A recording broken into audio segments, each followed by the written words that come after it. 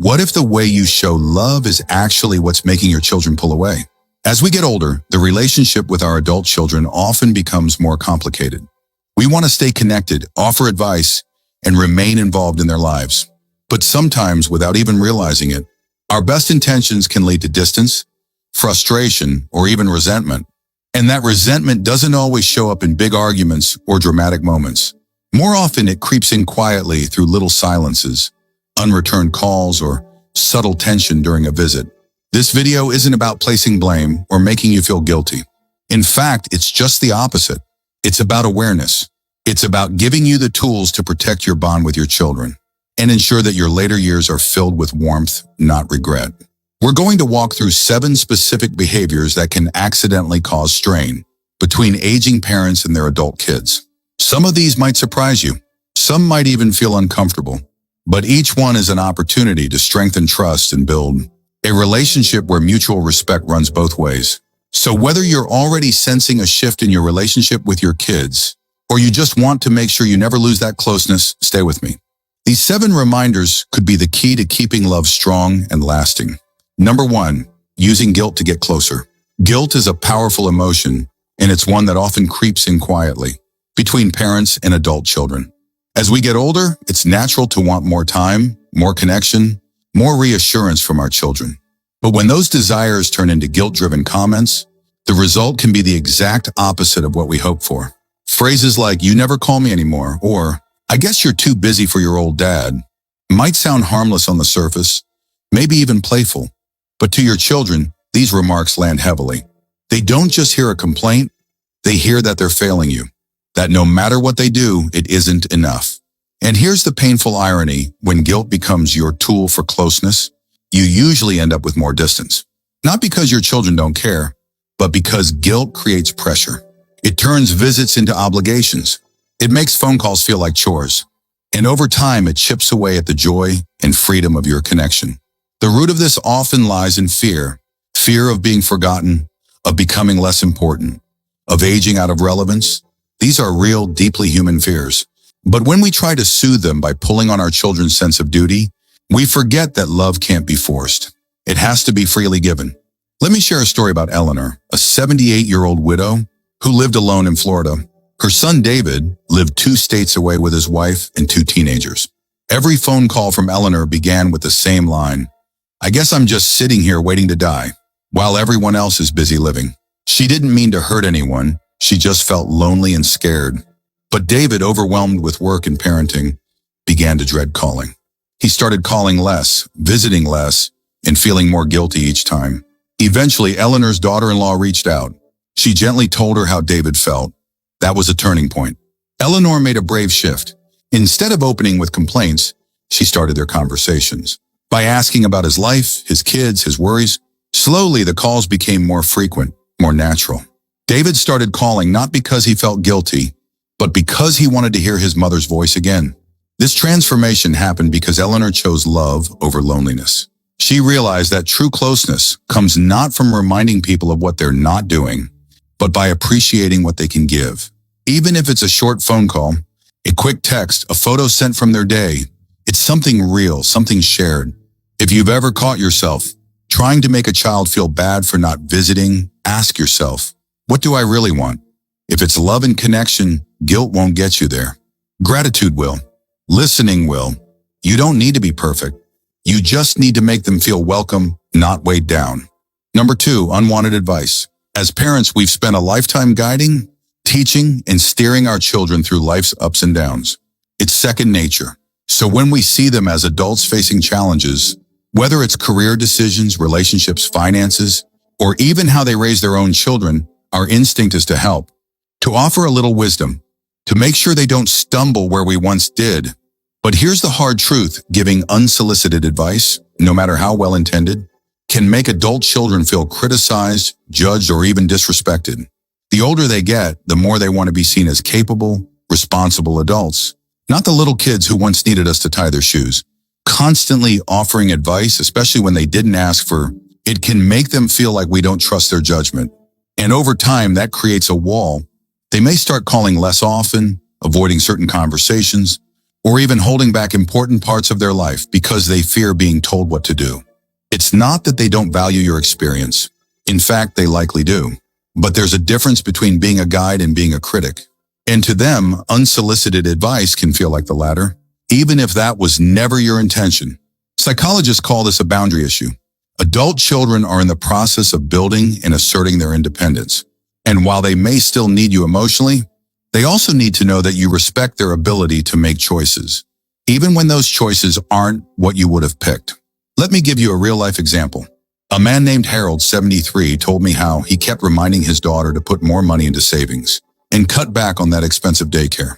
He thought he was being helpful, but after a few months, she started cutting conversations short.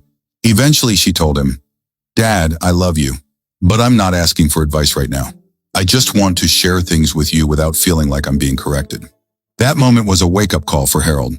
He realized his words, though spoken with love, were landing like little jabs. He started practicing the art of simply listening, nodding, acknowledging, and only offering his opinion when she directly asked for it. The result? Their bond grew stronger. She opened up more. She called more often. She felt heard, not managed. So here's the takeaway if you want your children to keep coming to you. Be the one who listens more than you advise. Wait for the invitation. And if it doesn't come, trust that you've raised them well enough to find their own answers. You'll be amazed how much more they open up when they feel safe, not scrutinized. If you're still watching this video and finding these insights valuable, please comment number 2 below to let me know you're here. And if you haven't subscribed yet, I recommend you subscribe and turn on the bell so you don't miss any videos. Your support helps us continue creating good content to inform and inspire you. Now let's move forward. Number 3, criticizing their life choices. One of the surest ways to build a wall between you and your adult children is to criticize the life they built. Whether it's how they raised their kids, who they married, the job they chose, or even where they live, constant commentary, even well-intentioned, can wear down trust and warmth over time. And the tricky part is, you might not even realize you're doing it. You might say something like, "When I was your age, I already had a house paid off," or "Back then, we didn't spoil our kids like that." To you, those are reflections of your experience and values. But to them, they sound like judgment. And no one, no matter how old, wants to feel judged in their own family, especially not by the people who are supposed to be their greatest source of encouragement. The heart of the issue is generational pride. It's common for seniors to look back and feel that the way they did things was more disciplined, more respectful, or more practical. And you know what? In many ways, it was. But times have changed. The pressures your children face today, financially, socially, emotionally, are not the same as what you faced. And when you compare the two eras, you unintentionally diminish their struggles while elevating your own past. Now, this doesn't mean you have to stay silent or fake approval. What it does mean is choosing curiosity over criticism. Instead of saying, "That's not how we did things," try asking, "Why did you decide to go that route?" It shows you're open to understanding rather than correcting. Let me tell you about Carl, a 72-year-old father, who admitted that he couldn't understand why his daughter and her husband chose to both work full-time while raising 2 small children. He thought it was selfish, that one of them should stay home like his wife did. He voiced this often. His daughter, feeling judged, started to visit less. Eventually, she told him that every visit felt like a performance, not a conversation. That hit Carl hard. He didn't want to push her away. He just wanted what he thought was best. So he changed his approach. Instead of giving advice, he started asking questions and offering help where it was welcome. Over time, the visits became more relaxed, more joyful. He learned to support instead of supervise, and that simple shift brought his family closer. Here's the deeper truth. Your children don't need you to agree with every choice they make. They just need to know that your love is unconditional on those choices, that you're proud of them not just when they follow your way, but when they find their own. Every parent hopes to leave behind more than just money or memories. We want to leave behind a relationship that lasts. But relationships can't grow in the shadow of constant criticism. They grow in the light of respect, patience, and mutual appreciation.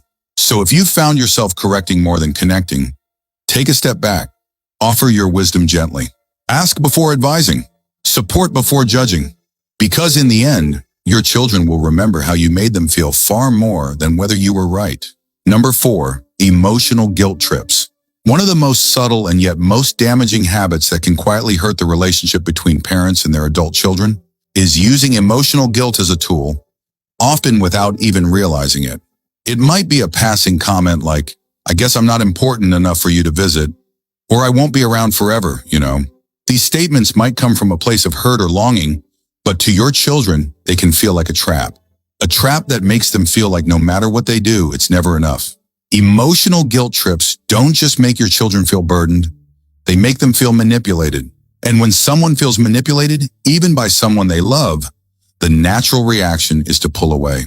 Not because they don't care, but because being around you starts to feel emotionally heavy. That heaviness builds resentment over time, and that's exactly what we're trying to avoid. At the heart of it, guilt trips come from unmet needs. Maybe you miss them. Maybe you're feeling lonely. Maybe you wish the family was closer, like it used to be when they were younger. All of that is real and it matters. But the key is to express those feelings without placing blame. Instead of saying you never visit anymore, try saying I really miss seeing you. I'd love it if we could spend more time together. It may seem like a small shift, but it's powerful. It replaces pressure with an invitation. It replaces obligation with connection. Children, even when they're 45 or 55 years old, still want to feel like they're loved unconditionally. They don't want their love measured in how often they visit, how much they call, or how quickly they respond to a text. They want to feel safe to live their lives without the weight of constant emotional expectations. I remember hearing from a woman named Linda, age 68, who shared that after she retired, she would often say things like, I guess I'm just the forgotten one now, whenever her son didn't call for a few days. At first, she thought it would make him feel guilty enough to call more often. But instead, he called less. Eventually, he told her that every conversation left him feeling anxious, like he was constantly letting her down. That broke her heart. But Linda took that feedback seriously. She changed how she communicated. She stopped using guilt and started using honesty and warmth. She began saying, I always look forward to our talks. Let me know when you have time. I'd love to hear your voice. Over time, her son felt more comfortable reaching out again, not because he felt forced to, but because he wanted to. The truth is, love doesn't grow in guilt. It grows in freedom, respect, and honest communication. If you're feeling disconnected from your children, don't try to tug on their emotions. Try opening your heart instead. Be honest about your feelings without making them feel like they've failed you. That's when the relationship shifts from strained to strong, from resentful to respectful. If you're still watching this video and finding these insights valuable, please comment number 4 below to let me know you're here. And if you haven't subscribed yet, I recommend you subscribe and turn on the bell so you don't miss any videos. Your support helps us continue creating good content to inform and inspire you. Now let's move forward. Number 5, interfering with their parenting. One of the most delicate lines older parents walk is knowing when to offer wisdom and when to simply observe. And that line becomes even thinner when grandchildren enter the picture. After all, many of us raised our children with love, discipline, and a deep sense of responsibility. So when we see our sons or daughters parenting in ways we don't agree with, it's tempting to step in. But what often feels like helpful advice to us can sound like harsh judgment to them. Parenting styles change over time. What was standard or acceptable when we were raising kids might now be viewed differently. Maybe your daughter doesn't spank, or your son lets his child sleep in the same bed. Maybe they feed their kids organic food, limit screen time, or take a more emotionally gentle approach to discipline. Whatever it is, your opinions, no matter how well-meaning, can stir tension if not handled with care. The real issue isn't just about parenting methods. It's about boundaries and respect. Adult children want to feel trusted in their roles. When we criticize or question their parenting in front of the grandchildren, even subtly, it can feel like we're undermining their authority. And when this happens repeatedly, resentment builds, not because they don't love us, but because they feel like we haven't fully accepted that they're now the ones in charge. This doesn't mean we have to bite our tongue every moment or ignore dangerous situations. If you see a child in real harm, of course, speak up. But in day-to-day parenting, offering support without control is a secret. Instead of saying, why do you let them stay up so late? Try. That's different from how we did it, but they seem happy. That small shift tells your child, I see what you're doing, and I respect your choices. Take the example of Paul, a 75-year-old grandfather in Ohio. His daughter Emily had 2 young boys and followed a parenting approach that emphasized positive reinforcement. Paul, used to stricter discipline, struggled with what he saw as leniency. On several visits, he would make offhand comments like, They've got you wrapped around their finger, or back in my day, a look was enough. Emily never argued, but slowly started inviting him over less. It wasn't until Paul asked directly, "Did I say something wrong?" that Emily shared how judged she felt. To his credit, Paul listened. He apologized, not because he stopped believing in his own values, but because he valued the relationship more than being right. After that, he focused on being the supportive grandparent, present, fun, and non-critical. The tension eased. The visits became joyful again. Here's the truth: your children already carry the heavy weight of raising little ones in a fast-changing world. What they often need most from you is not correction, but confidence. Let them know they're doing well. Remind them that they're good parents. Offer your help, but let them lead. By stepping back a little, you actually move closer. You create space for your children to open up, to ask for advice when they need it, and to welcome you into their family life. Not just as the elder, but as a trusted, affirming presence. And when that happens, the love between generations deepens, not through authority, but through acceptance. Number 6, becoming emotionally distant. As we get older, it's easy to assume that the job of parenting is done. The kids are grown, they have their own families, and everyone is busy living their separate lives. But here's what's often overlooked: your emotional presence still matters. Maybe now more than ever. When parents grow emotionally distant, even unintentionally, adult children can begin to feel abandoned, unimportant, or even rejected. And that hurt doesn't always come out directly. It can turn into quiet resentment over time. Emotional distance doesn't always mean silence or avoidance. Sometimes it shows up as one-word answers over the phone, disinterest in their lives, or lack of follow-up after they share something important. Other times it's masking your own vulnerabilities with detachment, thinking you're being strong. But to your children, it can feel like you're pushing them away, like you've stopped trying to be close. Now let's be honest here. Emotional connection isn't always easy. As we age, we carry our own disappointments, losses, and even regrets. Some of us have faced health scares, the loss of friends, or changes in our identity after retirement. It's natural to pull back emotionally as a way to protect ourselves. But the more we pull back, the more disconnected we become from the people who still want to love us. And sadly, our children might interpret that emotional withdrawal as rejection or coldness. The human heart never outgrows the need for connection. Whether your child is 15 or 55, they still want to feel like you care, like their life matters to you. They want to know that when they call, you're really listening. That when they talk about a struggle, you're not just hearing words, but showing empathy. And that when they share a joy, you'll celebrate with genuine enthusiasm. Take the story of Ruth, a 78-year-old widow in Colorado. After her husband passed, Ruth found it harder and harder to engage with her children. She stopped calling as often, rarely asked questions about their lives, and started turning down family get-togethers. To her, it felt like she was giving them space, but to her kids, it felt like she was shutting down. Eventually, her daughter wrote her a long letter saying, "Mom, I feel like I'm losing you even though you're still here." That letter was Ruth's wake-up call. She realized that while she couldn't change the past, she could re-engage with the present. She started small, asking how her son's job was going, sending birthday cards with handwritten notes, and ending calls with, "I love you and I'm proud of you." Slowly, the wall of emotional distance started to come down. Her children responded with warmth, gratitude, and a renewed sense of closeness. It doesn't take grand gestures. It takes small, intentional acts of emotional presence. A thoughtful question, a warm compliment, a simple, "How are you really doing?" These are the things that make adult children feel seen and valued. And when they feel that, resentment has no place to take root. Being emotionally present is a lifelong gift. It tells your children, "I'm still here for you," not just as a parent, but as someone who truly cares about your journey. And that reassurance, especially in today's fast-paced, fragmented world, is something they'll treasure long after you're gone. If you're still watching this video and finding these insights valuable, please comment number 6 below to let me know you're here. And if you haven't subscribed yet, I recommend you subscribe and turn on the bell so you don't miss any videos. Your support helps us continue creating good content to inform and inspire you. Now let's move forward. Number 7, failing to respect their independence. There comes a point in every parent-child relationship where the roles begin to shift. You were once the protector, the guide, the authority. But as your children become adults, their need for independence becomes central to their identity. And here's the part that can sneak up on even the most well-meaning parent: if you continue to insert control where it's no longer welcome, or offer advice that sounds more like instruction, your children may start to quietly resent you. Respecting your children's independence doesn't mean stepping back completely or pretending not to care. It means recognizing that they are now their own people, with their own ways of living, parenting, and making decisions. And sometimes those choices might not be what you would have picked. They might discipline their kids differently, spend money differently, live by values that don't align perfectly with yours.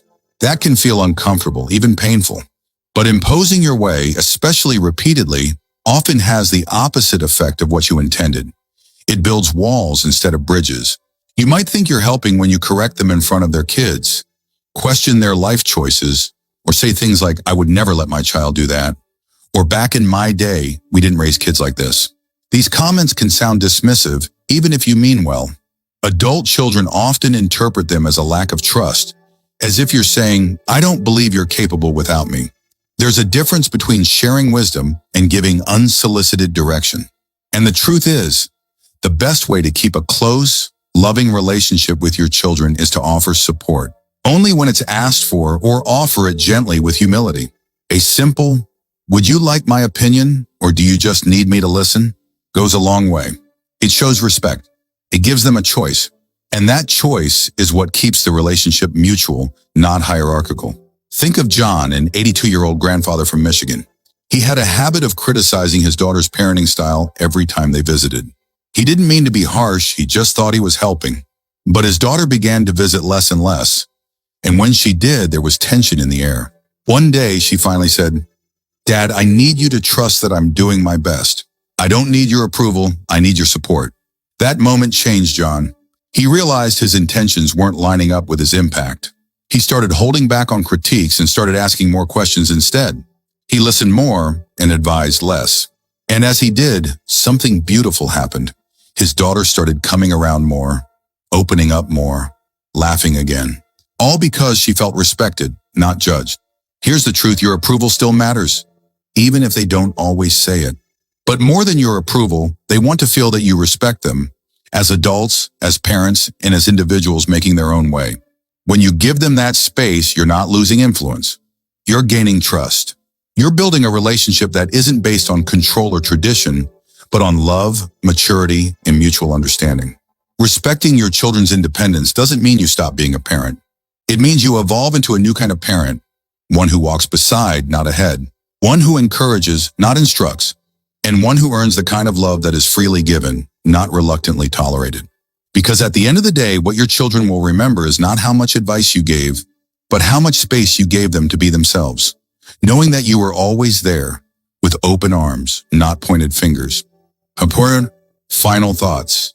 Growing older has a way of revealing what truly matters, not the trophies we earned or the houses we bought, but the relationships we built and the love we nurtured.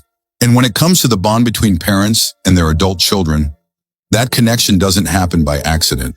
It's something we protect, shape, and sometimes fight for with humility and reflection. You see, being a parent doesn't end when your children leave the house. But the way we parent must change. We can't rely on the same tools we used when they were 8 or 15. Now, our influence comes not from authority, but from wisdom. Not from control, but from compassion. And certainly not from guilt or pressure, but from the quiet power of being present, supportive, and respectful. If some of these signs hit close to home, that's not something to be ashamed of. That's something to be proud of. It means you're paying attention. You care. And you're willing to keep showing up for your children in the way they need you now. Not how they needed you decades ago, but today, in this season of life. So maybe today is a good time to reflect. To ask, is there anything I've been doing or saying that might be pushing them away instead of pulling us closer? And if the answer is yes, then take heart, because every conversation is a chance to start again. Every phone call, every visit, every quiet moment together is a doorway to healing, to laughter, and to stronger ties. The hardest part about being a parent in our later years isn't losing control. It's learning how to give our love in a way that doesn't expect control in return. That's not weakness. That's wisdom. Thank you for joining us today. We'd love to hear from you. Leave a comment below and share one thing you learned today and how you plan to use it in your life. Your thoughts are important to us, so don't hesitate to share them. Reading your comments gives us great motivation and encouragement. If you enjoyed this video and found it helpful, please like, subscribe, and share. Your support helps us continue creating good content to inform and inspire you. Thanks for watching, and we look forward to seeing you in the next video.